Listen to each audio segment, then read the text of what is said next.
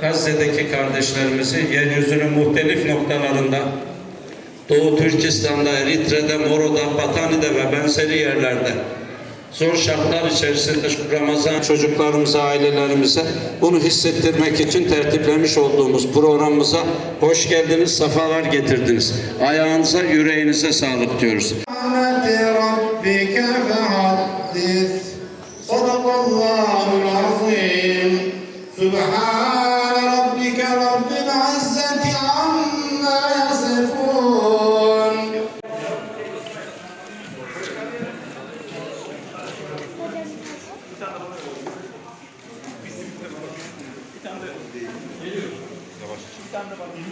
اللهم اغفر صاحب الطعام والآكلين ولمن سعى فيه ولجميع المؤمنين والمؤمنات اللهم ارزقنا فقها في الدين وزيادة في العلم وكفاية في الرزق وصحة في البدن.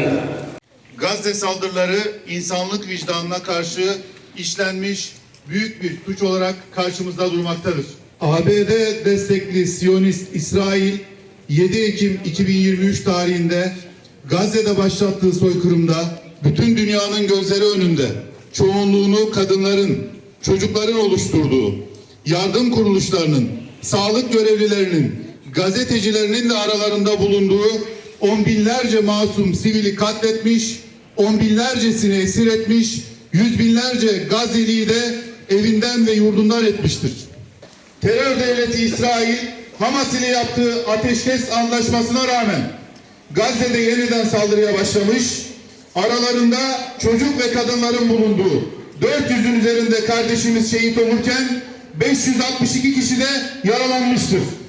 İsrail yandaşı Trump yönetiminin Filistin halkının Gazze'den sürülmesini, yerlerinden edilmesini veya başka ülkelere gönderilmesini hedefleyen projelerinin işlemeyeceğini gören terör devleti yıllardır yaptığı gibi yine bir Ramazan ayında katliamlarına devam etmektedir. Tam 500 günü aşkın sürede on binlerce ton bomba atarak haritadan silmek istedikleri Gazze'nin kahraman halkı insanlık tarihinin en onurlu direnişini göstermektedir.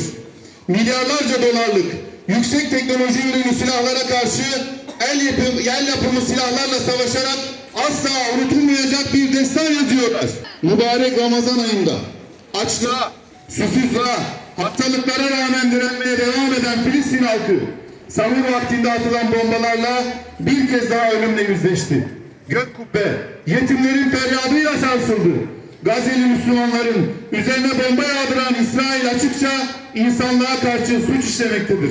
Sivil yerleşim alanlarını, hastaneleri, ibadethaneleri ve mülteci kamplarını hedef alan bebek katili İsrail, uluslararası hukuku hiçe sayarak Gazze'yi sistematik bir soykırıma tabi tutmaktadır.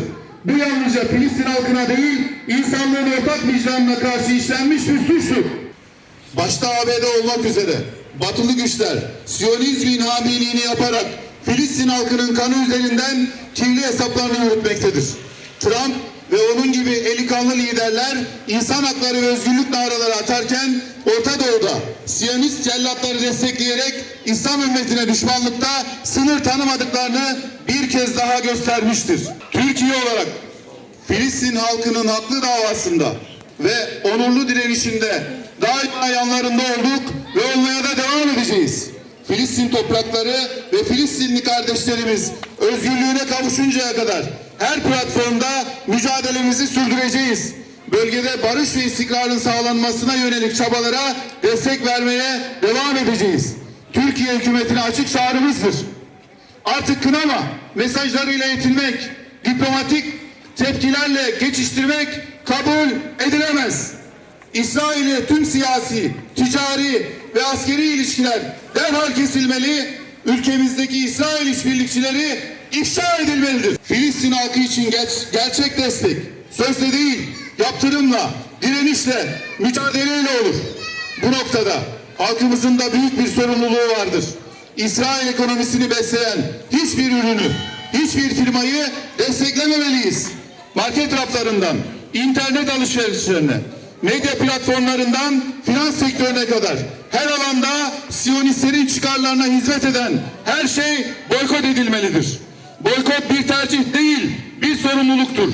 Çünkü katillere para kazandırmak, onların işlediği cinayetlere ortak olmak demek. Tekbir! Allahu Ekber! Tekbir! Allahu Ekber! Tekbir! Allahu Ekber!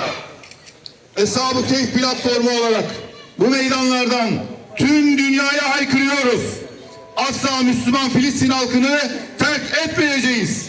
Gazze özgürleşinceye kadar, direniş kazanıncaya kadar meydanları boş bırakmayacak. Kardeşlerimizin feryatlarını tüm dünyaya duyurmaya, acılarına ortak olmaya çalışacağız.